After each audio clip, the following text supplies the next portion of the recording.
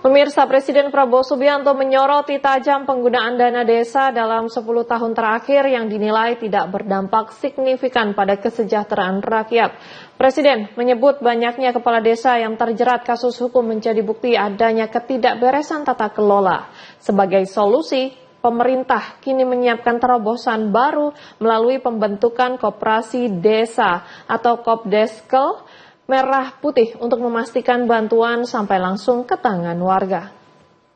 Tiba di tempat acara.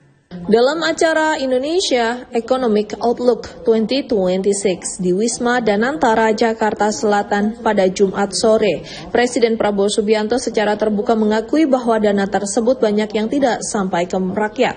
Presiden menegaskan ketidakberesan ini terlihat dari masifnya kepala desa yang harus berhadapan dengan hukum karena tidak mampu mempertanggungjawabkan penggunaan anggaran. Hal ini menunjukkan adanya celah besar dalam sistem distribusi dan pengawasan yang selama ini berjalan. Semua anggarannya dari mana? Anggarannya sudah ada. Karena 10 tahun kita sudah beri dana desa kepada desa-desa kita. 10 tahun sudah kita berikan. Dan sekarang kita akan mengarahkan, selama ini 10 tahun kita harus akui banyak dana tersebut tidak sampai ke rakyat.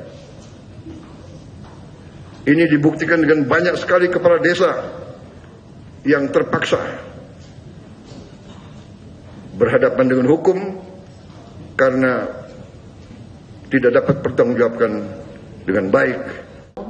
Tak ingin masalah terus berlarut, pemerintah telah menyiapkan strategi baru, yaitu pembentukan koperasi desa dan kelurahan atau Kopdeskel merah putih. Saat ini, hampir 30.000 gerai telah berdiri dan siap dioperasikan dalam 1 hingga 2 bulan ke depan.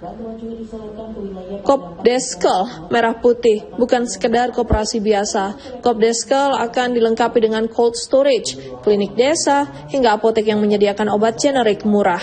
Nantinya seluruh akses barang subsidi dan pembiayaan akan disalurkan langsung melalui koperasi ini tanpa perantara yang berbelit. Anggaran untuk membangun puluhan ribu koperasi ini diambil langsung dari pos dana desa yang sudah tersedia sehingga tidak memerlukan tambahan beban anggaran baru.